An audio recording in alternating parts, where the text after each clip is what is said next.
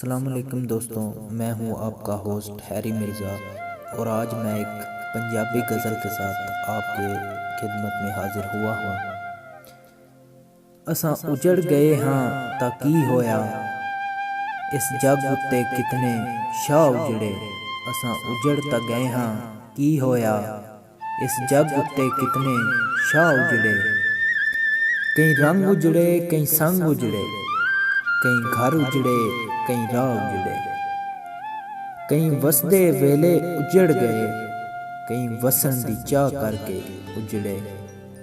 कई वसन दे वेले उजड़ गए, कई वसन दी चाह करके उजड़े।